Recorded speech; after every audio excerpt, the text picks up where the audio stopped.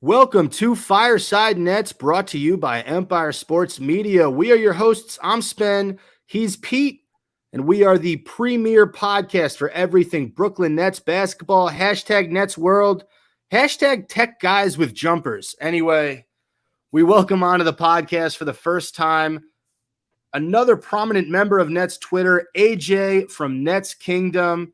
AJ, welcome to the show, man. Appreciate you guys, man. Big fan of Fireside, and always glad to support Nets World content. So I'm here. Hell yeah! What's going on for you on this Monday night? Anything newsworthy? Oh man, just dropped a good article about like a couple hours ago. Surfing the web, just looking at certain content, guys working out. You know how it is. Yeah, we're gonna get into the fact that this is like one of the most dead times in the offseason, because I was scrolling through Nets Twitter, and I can tell you guys this: all I saw was baseball content.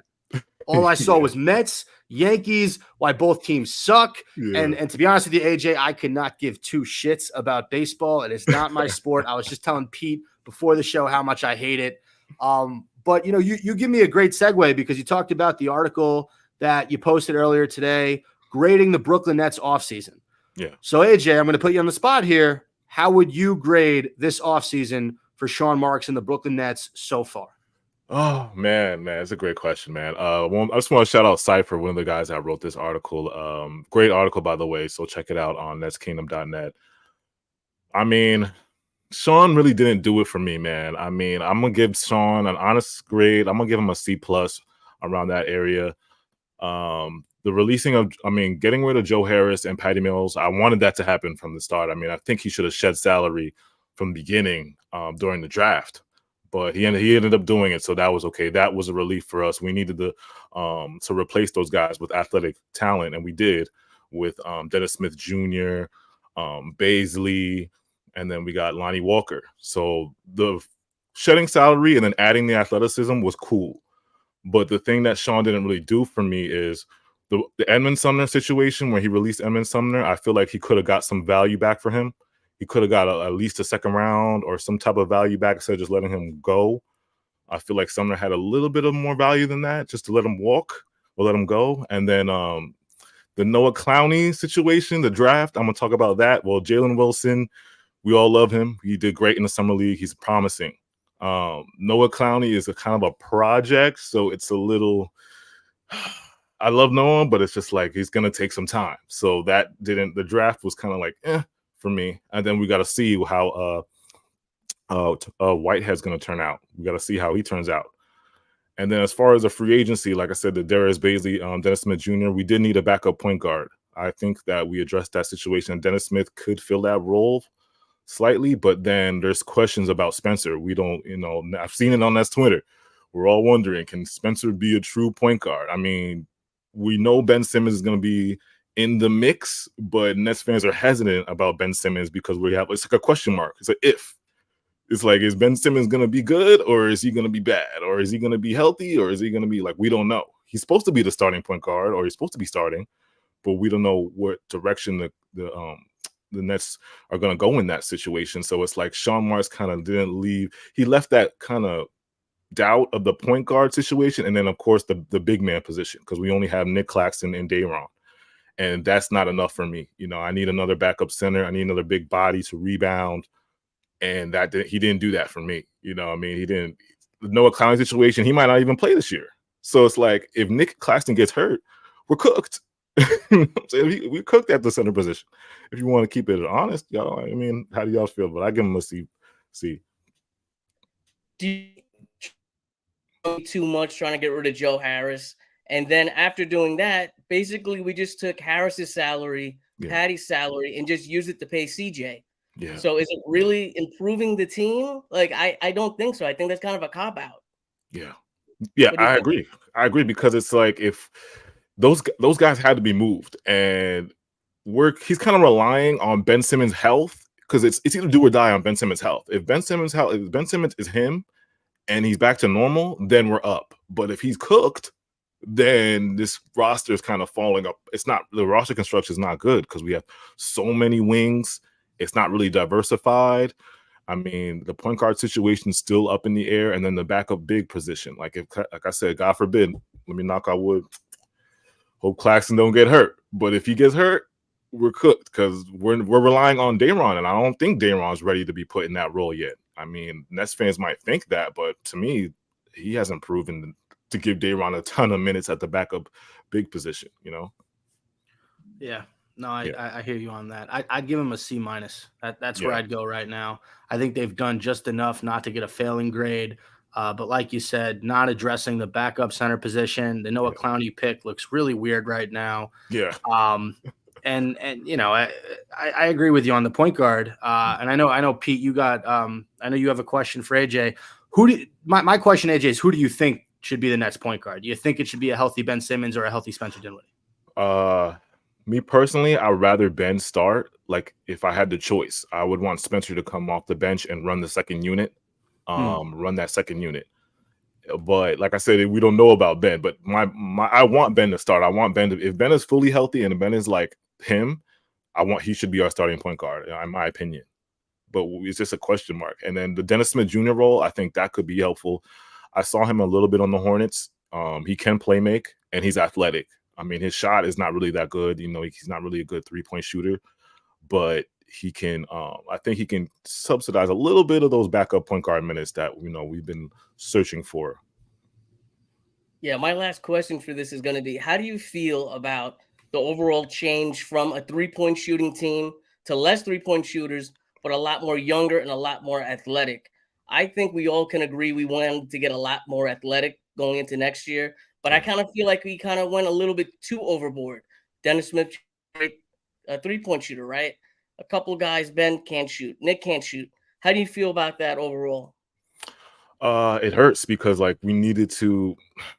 we have to, like, now that we have the athleticism, now we're going to have to depend on guys cutting. Again, a point guard setting these guys up, because you think about McHale and CJ's game. They need a strong point guard to set them up, to come off the screens, come off ball. McHale loves coming off ball and getting set up. And then CJ is a guy, he's a wing, a 3-and-D wing.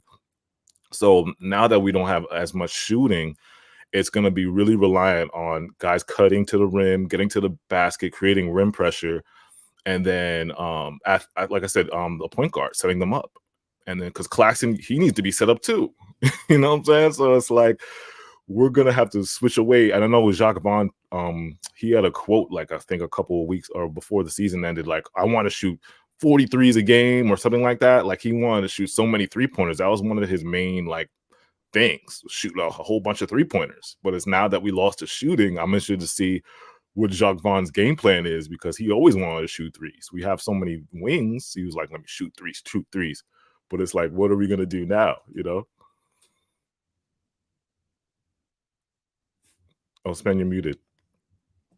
Thank you for that. I think it's a wild change in terms of the team's culture, like you were saying. Yeah. Going from the 3-point, the team that shoots a lot of threes, to the team that they're going to be cutting and slashing. Yeah. I don't know how effective they're going to be. But I did want to get to this next segment. It's called "What Are These Players' Ceilings?" So I got 3 names here, AJ. We'll start with the quote-unquote star of the Brooklyn Nets, Mikal Bridges. What do you think is his ceiling next season? I think Mikhail's going to be a lot better than we saw. I think he's going to be around 27. I think his ceiling right now is probably all-star.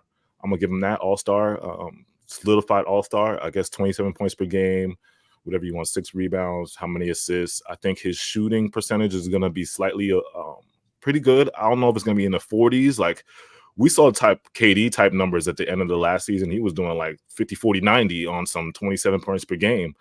If he can get that, I don't think that's really sustainable for the whole season. But if he can do that, I mean, that's all-star. That's all-star right there. But I'm going to say 25 points per game and all-star is his ceiling. I'm going to say that for Mikal. Yeah, I can't disagree there. Yeah, that's a tough question. I don't even want to answer that question. I'm giving you some hard questions today. Praying for him, bro. We praying for him. We're praying for him. Next guy up. What is Cam Johnson's ceiling? Ooh, I think now that he got paid, I think that's gonna be we're gonna see the unlock of CJ. Because you remember the 76ers series. I mean, he was amazing those first Those first 2 games, the dunk on Joel, and you just saw him create off the dribble. I think he's got to focus on creating off the dribble now instead of just being like one of those catch and shoot 3 guys. Like, you're gonna be Mikhail's second guy to score, so we're gonna need you to up your points to at least 20 points per game. I think he was averaging like 17 or 18 around there, but he should up it to 20. And at least, I don't think he'll be an all-star this year, but at least a solid role player, like solid. If I was a young Nets fan and I just started watching the team, I would want a poster of Cam Johnson's dunk on Joel Embiid in my freaking bedroom, bro. I would look at that every day, and that would be my motivation. Yeah. Pete, your thoughts on Cam Johnson? Yeah, is it realistic, guys, for him to put up the numbers that he did in the Philly series? Or was it because they were focusing on Dinwiddie, focused on – if we can get a team with CJ putting up, obviously not those numbers, but similar, I feel pretty good about the starting lineup at least. I don't know about the bench, but is it realistic to kind of expect around those Philly series numbers? It's hard to say because now that we didn't really see the Nets fully at their I guess because the trade happened, everybody was kind of scrambling.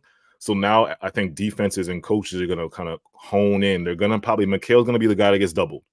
So if he's the main scoring threat, I think Mikhail's going to get doubled. That kind of leads CJ to get a lot of more open looks.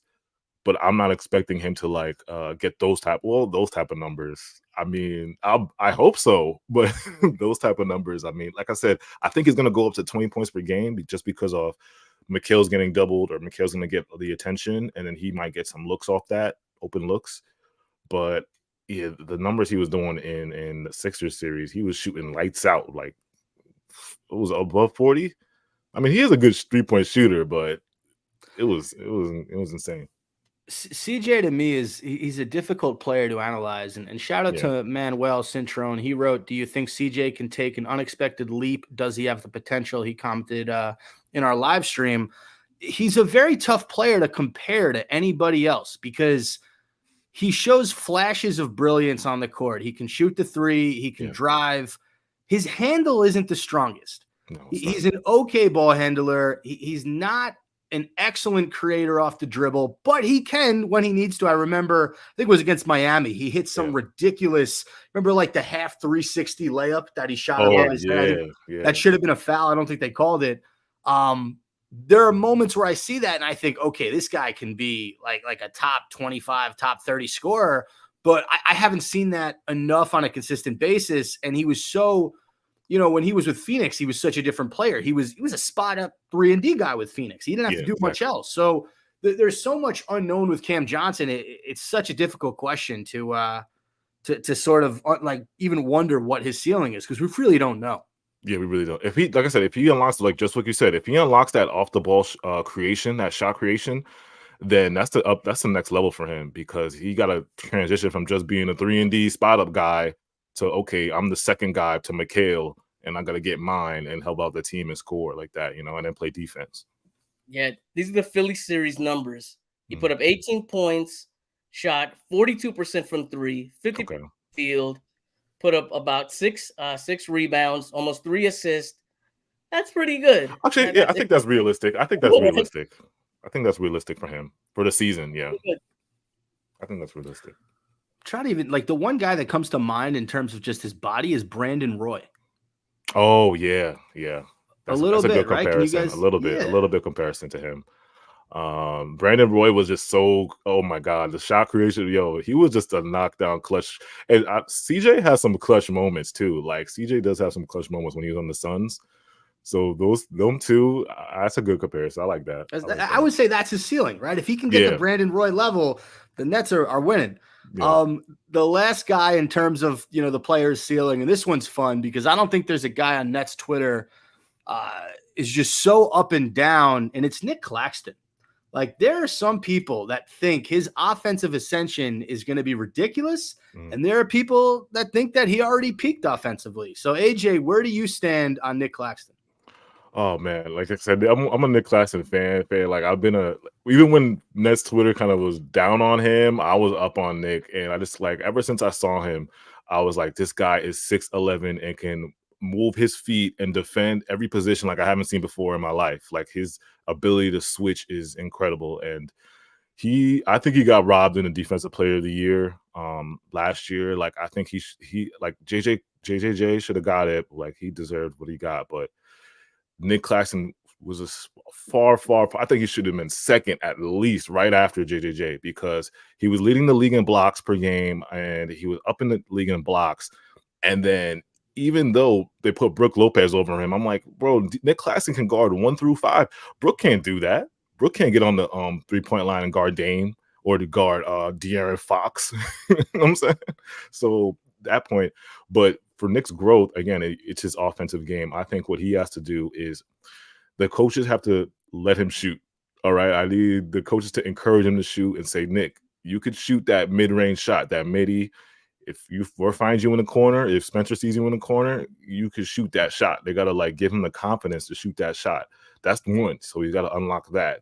And then the second part, I think, is adding more to his post game, because he needs to learn how to score in the post. And he's done it. Like he gets the ball at the high post and he sometimes turns and drives and gets his little layups and sky hooks, left hook, right.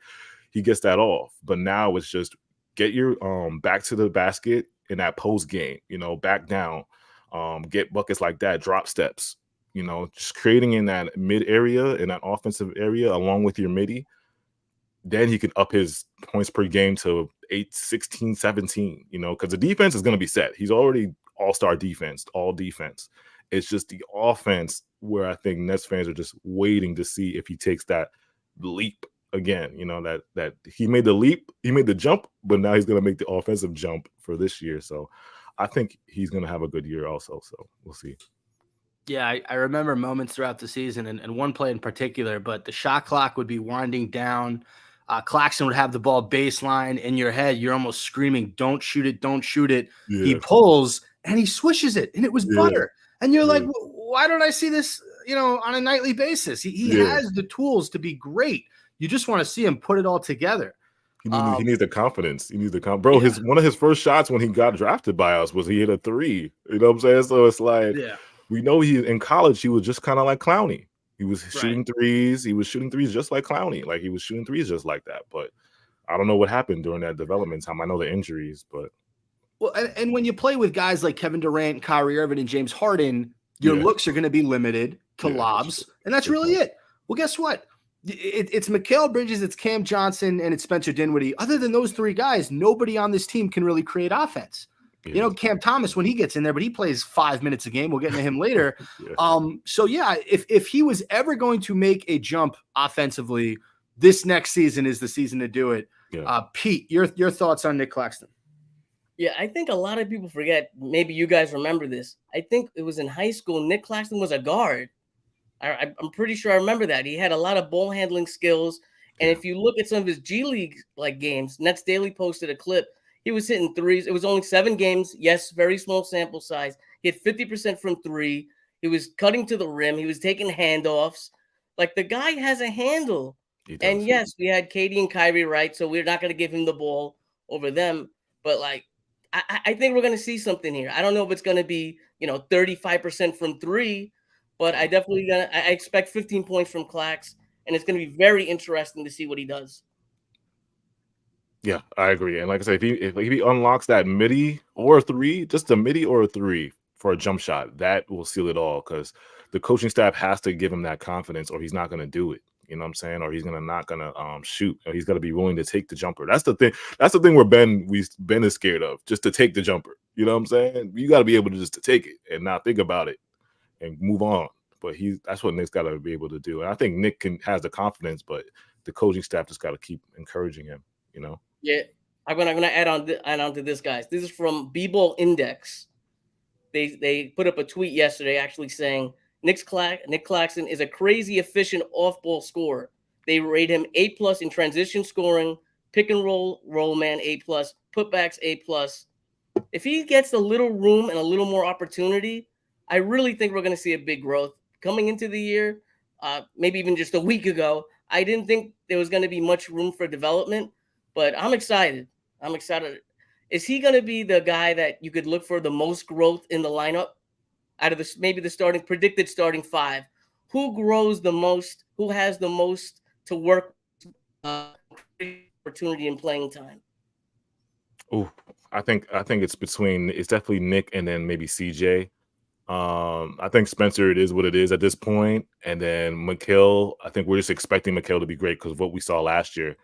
So I think it's between Nick and CJ. Those two guys, I think, have a great chance to grow in this, have a great years. You know what I'm saying? Take it to the next level. CJ with his off ball and with his on ball shot creation, scoring more load, and then Nick, the offensive leap. If that comes, it will definitely help us.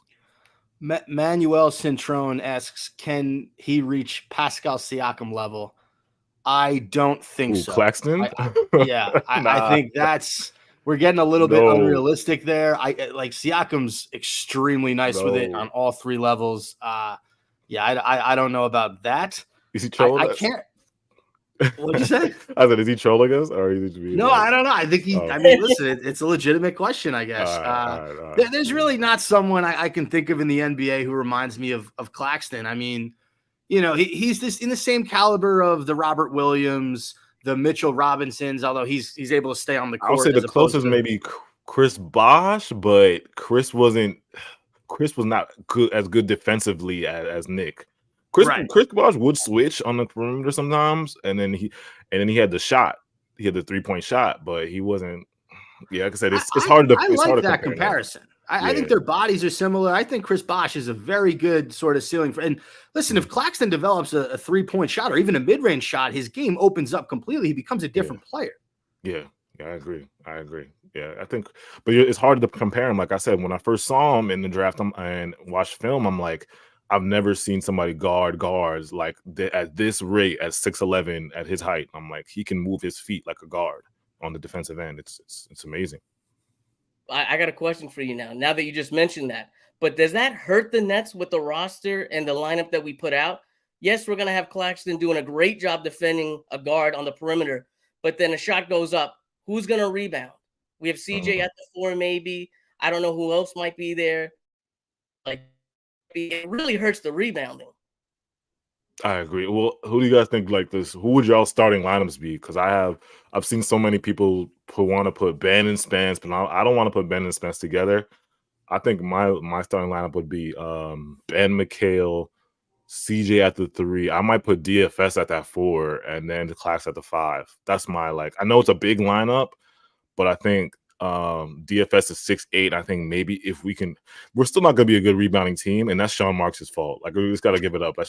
we just as Nets fans, we're gonna accept we're gonna be shitty at rebounding, bro. We're gonna be shitty. But and then a lot of Nets fans talk about Ben and Clax. Can that work? And it did work at times when we had Katie and Kyrie, but they're just such great scorers. So it's like now we've got to see it's all on coaching, because you want to see if you can keep Ben as a screener, a constant screener, I think, and then keep Claxton in the dunker spot.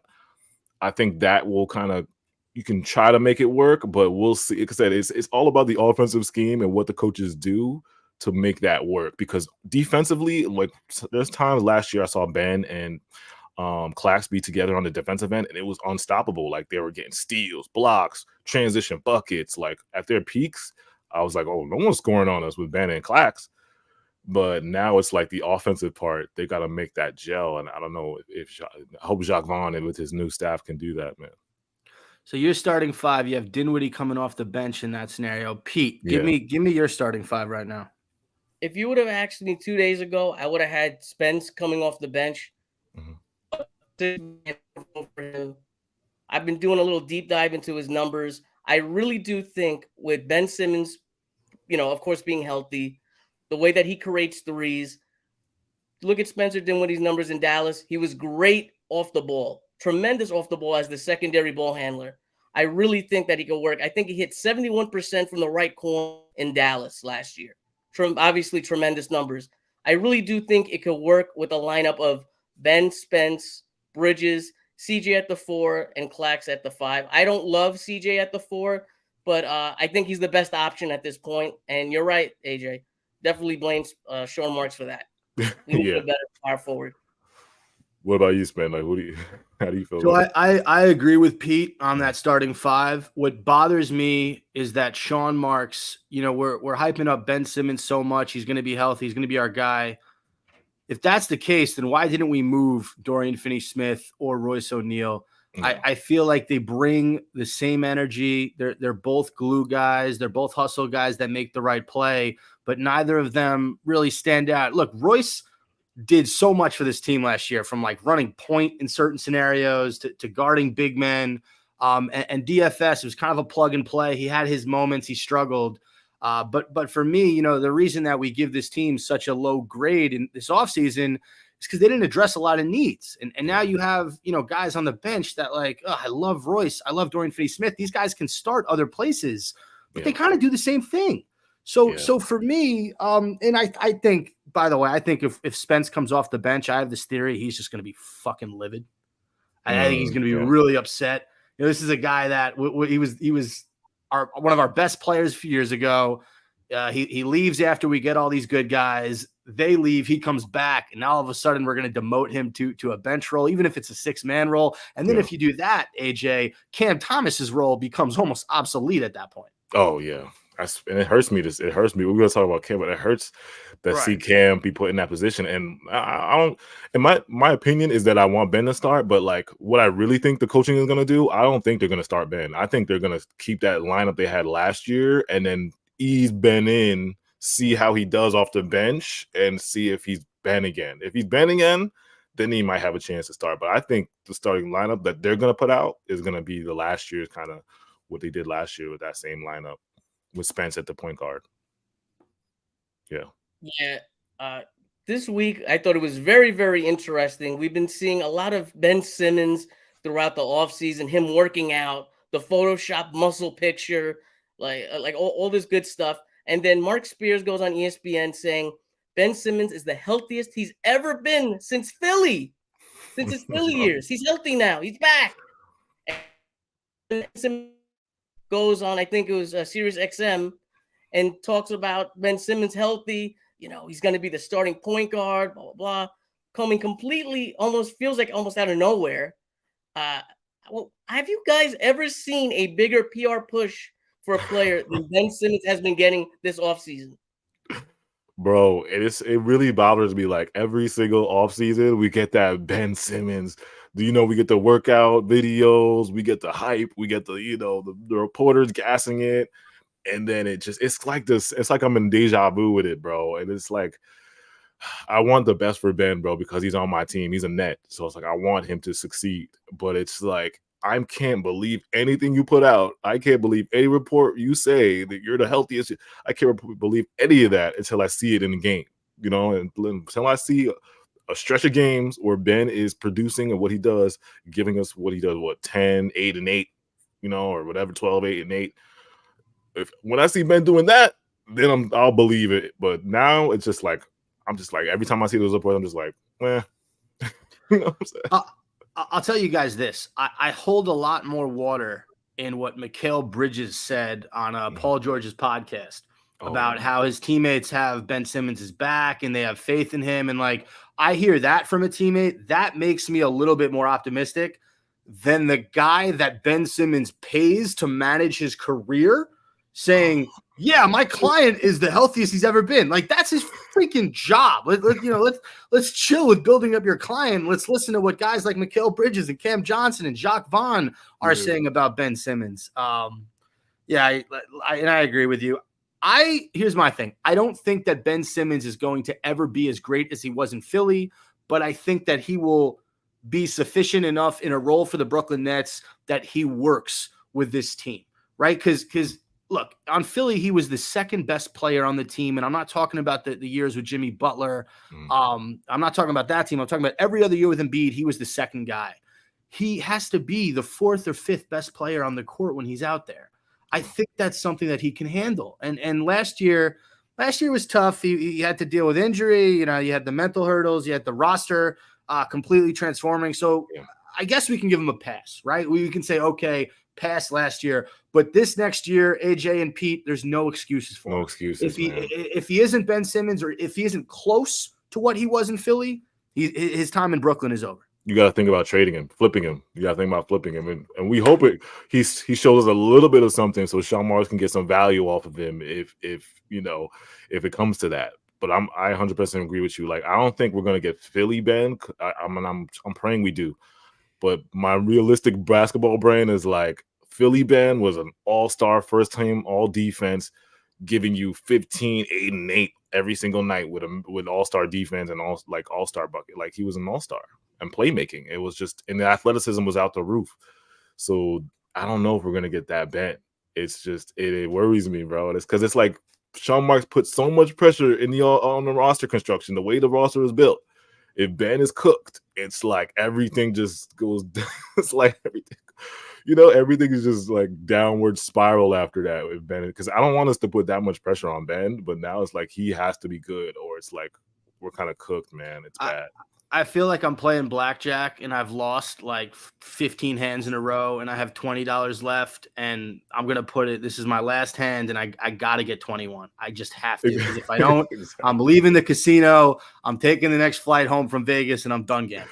Yeah, exactly, bro. Because, bro, like I said, if Ben's not good, it's trade. It's time to trade, man. I'm sorry, man. It's time. We gave you so many, it might have to be time to trade. Yeah. Yeah, we saw the roster struggling with offense so much, and this kind of leads us into the next segment of the Cam Thomas conundrum. He put up the 3 40-point games. Everybody got all hyped, and then all of a sudden, disappears. Yeah. Doesn't get any playing time.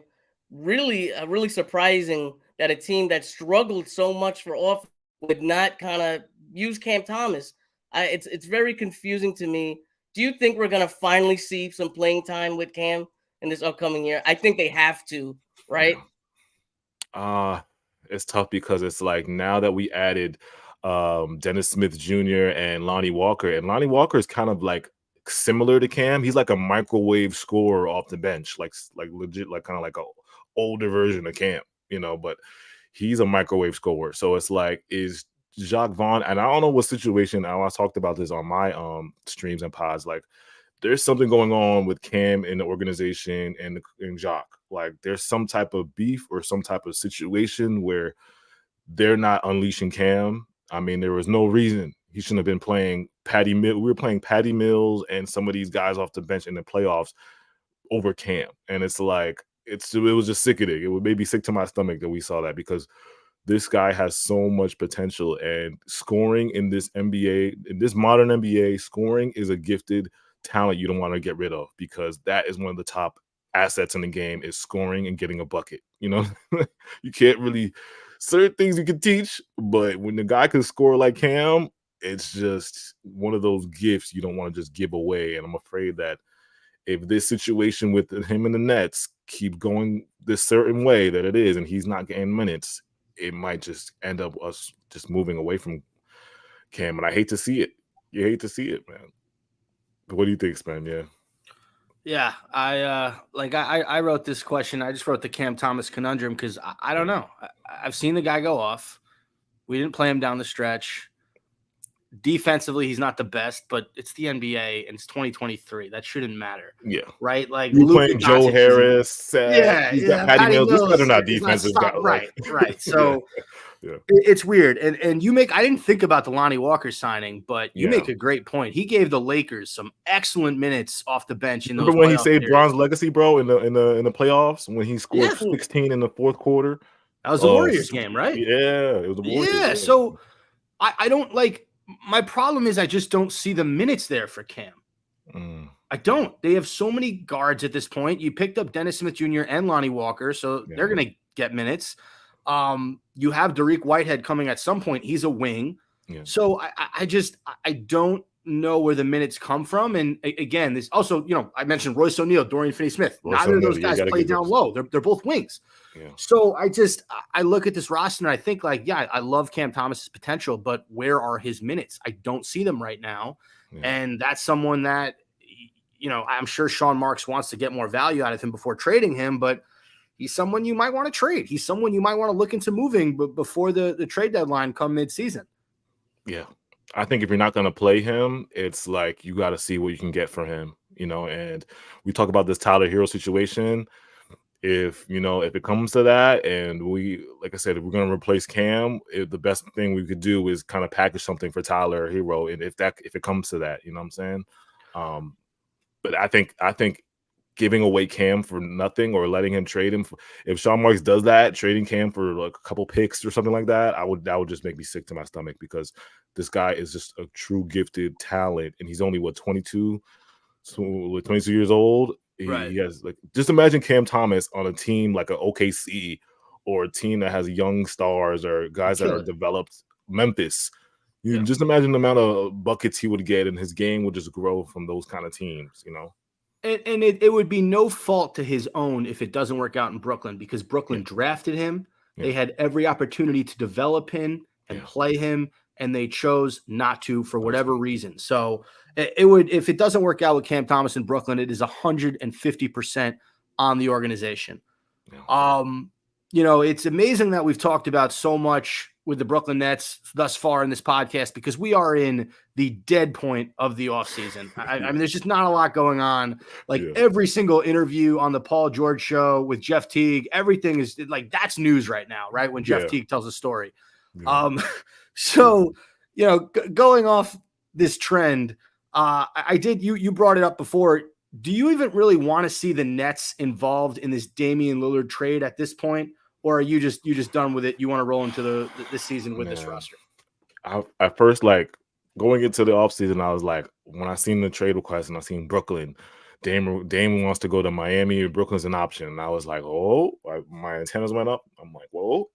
But it's like, now that I kind of sat back and think about it, I was like, I don't think we should just give up so much for Dame, and fall into that same circle we've been doing for the past few years, giving up everything for a star, and it doesn't work out. Giving everything up for the stars doesn't work out. So I moved on from the Dame Lillard situation, and he just wants to go to Miami, so he killed that.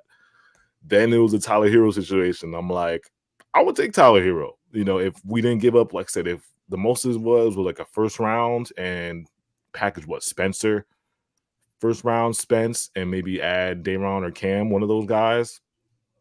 Whatever they want, I think if that's the limit of what we get for Tyler, I think I would make that move if it was a first round Spence and maybe whatever. I would definitely make that move with Tyler Hero, because again, Tyler Hero, I think, fits this team. He would be that scoring that we kind of lack. We need a guy that we can give the ball to in the end. I mean, Mikhail's supposed to be that guy, but we have to figure out the season if guy, and when we're 2 down bucket, Mikhail or touch bucket, I'd be Tyler if we can get think about we could have got Tyler. I think I would make that move. But now that the season is coming to like the off season, where we're going to be training camps in October, I think Sean's just going to stay still and be like, I'm good. We're going to run it back. Yeah, at this point, I think I'd have to agree with you. I don't want to be in the rumors. I want the roster to be the way it is. This is extremely random, by the way, because we gave ceilings for Nick Claxton and Cam Johnson. We never gave a player comparison to Mikal Bridges.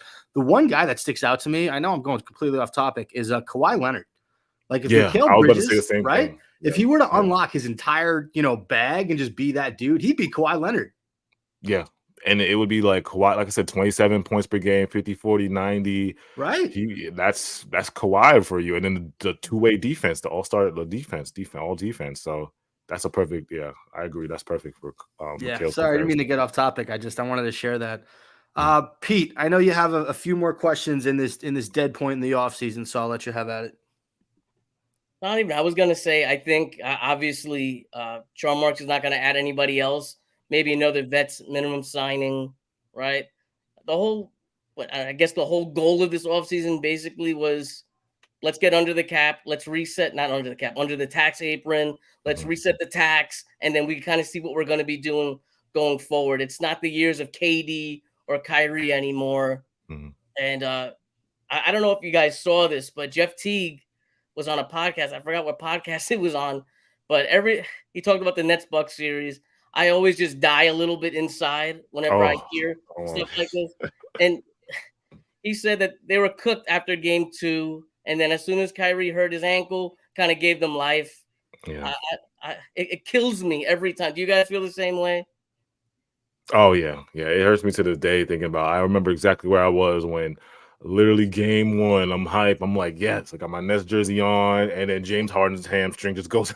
Literally the first 3 seconds of the game, I'm like, James Harden hammy done. Then I'm like, oh, what's going on? That we killed them game 1 and game 2 by like 30, 40. The Kyrie goes down, and it's like, oh my god, we have the worst luck in the world. And then everybody's yelling at Giannis on Twitter. You dirty, you hurt Kyrie. And then we get to the KD goes God mode. KD goes God mode, and literally was this close away from saving us and going to the next round. And it's just, it hurts so much, man, because I don't know if we ever get there again, bro. It hurts.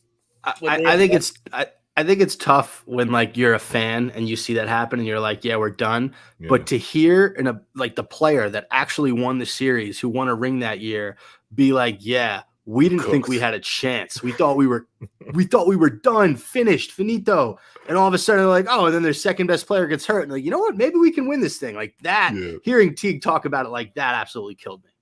Yeah, we were cooked, bro. I was like, damn. Like when that 3-point at game 7 when KD's foot was on the line, bro, I remember like it was yesterday, like where I was and how I jumped up. I was like, yeah. And then I saw the replay and I'm like, good. And I'm like, damn, this is terrible. This hurts for us, man. And now we got to reset. And like Peter was saying, now, like, this is why I'm so upset at Sean Marks, because the direction is like, I mean, the positive outlook, yes, we have all our draft picks, we have the assets to make the move for a star, but whatever he says in the offseason, he doesn't do what he says. He's been saying, yo, I'm going to get a rebounding. I'm going to address that. I'm going to get some nastiness. I'm going to get some rebounding. Every offseason, he says that in interviews, and he never does it. Never does it. And it hurts because it's like now we're in the mid. We're a midi team now. We're just mid. And now we're going to see if we can fight for a 7-8 seed? 6, what y'all think? 6, 7, 8 seed is our ceiling. You know what I'm saying? So it's like, if we're not a playing team, we could be a playing team if everything goes wrong. Yeah, we did this on, I think, last week's podcast. We named 6 teams that are definitely better than the Brooklyn Nets in the East. Yeah. And then like through 7 through 10, it's a toss-up, right? Like, are we really better than a Chicago or even like an Indiana? I don't know. Like, those teams have some really good players. Those teams made some moves this offseason. And the East, like I said, ever since the Suns super team, when they did the Suns super team, it's like the whole league was like, okay, we're going to be on super team mode now. And we've seen like Clippers stack up. We've seen Boston get Kristaps Porzingis. Now teams are having like 3 all-stars, bro. 3 all-stars. We're back to the 3 all-stars, 3 superstars. Like it's getting crazy in the league. And then if the Hawks, I heard the Hawks are going for Siakam. And then if Miami gets Dame, that's even puts us, we're further down in the East. We're like a playing team if those things happen. You know, if the Hawks get Siakam and Dame goes to Miami, we're cooked. You know, I think we're cooked. But it's tough being a Nets fan right now. Yeah, I have an even worse scenario for you. You mentioned this before. What if Claxton does get hurt? I think we're a lottery team.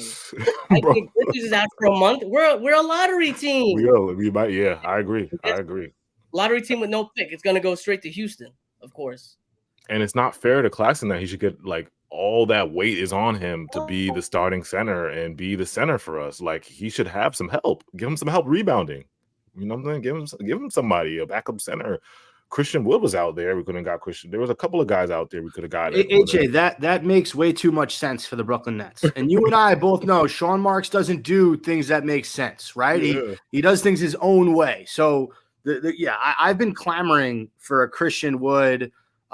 Again, like I'm friggin' desperate. I'll take Boogie Cousins out of retirement. I don't care. I would have took Boogie too. Right? Like, give me any of these guys. Give me JaVale McGee as a backup center. I know he's a little bit better than DeAndre Jordan at this point, but like I just want somebody, right? Like I love Day'Ron Sharpe as much as the next Nets fan. I don't think he's gonna be the guy for the future in the Brooklyn Nets. Maybe he'll find a niche in the league playing like backup for Memphis or a team that needs those motor energy guys, but we don't need that like Claxton is a motor energy guy. We need a guy that can do other things at the position, hit mid-range shots, bigger body, right? Yeah. Someone who can hang with the Steven Adams and those guys, because Dayron's going to get bullied by those guys. So and it's like, bro, with Dayron, like I said, let's God forbid Claxton gets hurt, and now you're gonna put Dayron at the center position. We already know Noah Clowney is he's a G League. He's gonna be in the G League for a minute because he's not ready. We know he's not ready at all. The Nets put Ben Simmons at the 5, and this is what I was talking about. Sean Mark sending us up the field. If Ben Simmons, because he's not gonna probably play Dayron. Jacques might not play Dayron at the 5. He might put Ben at the 5 or DFS at the 5. Right. If Ben Simmons is hurt or Ben Simmons is not Ben, and you're putting Ben at the 5, it's like, we're cooked. What do we have?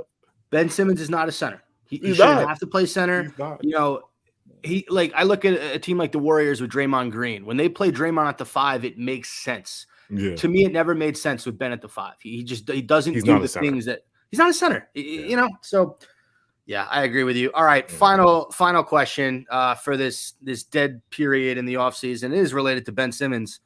Did you see that fish that Ben Simmons caught the other day? That thing was massive. Yeah.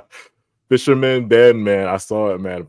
Ben's been on his fisherman tour. This I'm hoping he's doing some rehab and all, but he's been on his fisherman tour, bro. Like, I don't know, bro. He might have to be in those fishing man contests. Well, that's what I'm saying. If it doesn't work out in the NBA, they show some of those fishing competitions on ESPN too. That might be his calling. That's gonna be Ben's calling. He has no pressure at that boat, man. He's just in a boat, just reeling up. Honestly, that might hurt his back a little bit. So I don't. I gotta stop. This is a man that can crush me with his left pinky, and I'm making jokes about his back. Are there any Ben stands that are gonna comment on your guys? Like the Ben stands? Probably. Probably. I'm sure there are a few. Yeah, the Ben stand's gonna be hurt, man. They're gonna be like, don't talk about our guy like that. Oh man. All right. Well, listen, AJ, it's been a blast. Thank you so much for coming on.